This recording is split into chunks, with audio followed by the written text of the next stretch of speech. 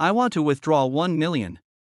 The words were spoken calmly, but they fell into the polished marble hall like a thunderclap. Heads turned. The air stiffened. The man who had spoken wore dusty brown shoes, a faded white corda, and a turban that had seen too many summers under a burning sun. His hands were rough, cracked by years of tilling stubborn soil. He did not look like someone who had ever seen a million, let alone owned it. Before we go further, if you believe in kindness, second chances, and the hidden strength of ordinary people, take a moment to like this video, comment your thoughts, share it with someone who needs inspiration, and subscribe to the channel. Stories like this remind us that appearances can deceive, but hearts rarely do. The farmer stood at the counter of the largest private bank in the district. The building had been built by the wealthiest businessman in the region, a man known for his sharp suits and sharper deals. His name was Rajveer Malhotra, and he had built his empire from a small trading shop into a chain of businesses that stretched across cities. He believed in numbers, margins, and calculated risks. He did not believe in miracles. The clerk at the counter tried to hide her surprise but failed. She glanced at the farmer's clothes, at the dirt still clinging to the hem of his trousers, and then at the amount written on the withdrawal slip. 1 million. The sum was enormous in a place where most people counted their savings in thousands.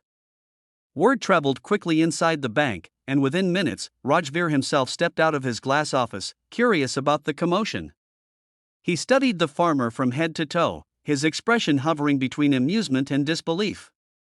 A faint laugh escaped him, not cruel, but incredulous. It was the kind of laugh that comes when reality seems too absurd to be true. The farmer did not flinch.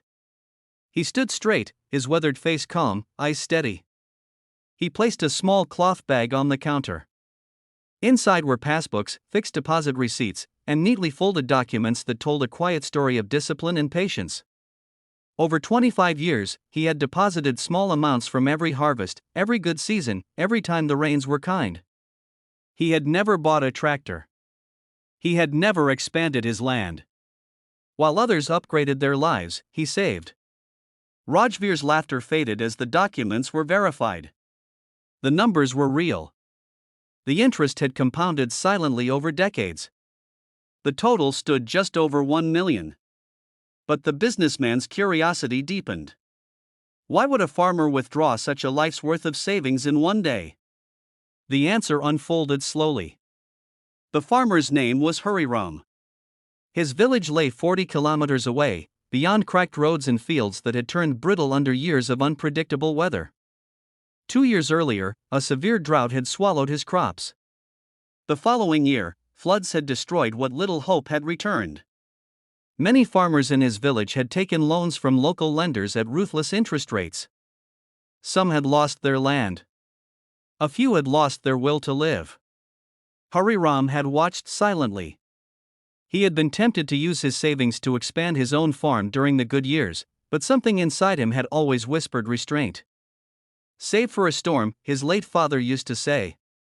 And the storm had arrived, not only for him, but for everyone around him. The 1 million he wanted to withdraw was not for himself. He planned to clear the high-interest debts of 10 families in his village. He wanted to repair the broken irrigation canal that had left their fields thirsty. He wanted to fund the education of 3 bright children who were about to drop out of school because their parents could no longer afford the fees. He had calculated everything carefully. The money would not make him richer. It would leave him nearly empty. But it would give his village another chance. When this truth reached Rajveer, the air in the bank changed. For a man who measured life in profits and losses, the idea seemed irrational. Why would someone give away everything they had built? Rajveer had spent decades accumulating wealth, expanding assets, protecting his future. And here stood a farmer willing to dismantle his own financial security for others. Rajveer felt something unfamiliar tighten in his chest. He remembered his own childhood, a cramped house, a father who worked endlessly, a mother who sold her jewelry to pay his school fees. He had promised himself back then that he would never be poor again. And he had succeeded. But in chasing security, he had slowly distanced himself from the very community that once supported him. The bank processed the withdrawal. Stacks of notes were prepared. Hariram signed the final document with steady hands. There was no pride in his eyes, no drama. Only quiet determination. But before the money could be handed over, Rajveer asked for a private meeting.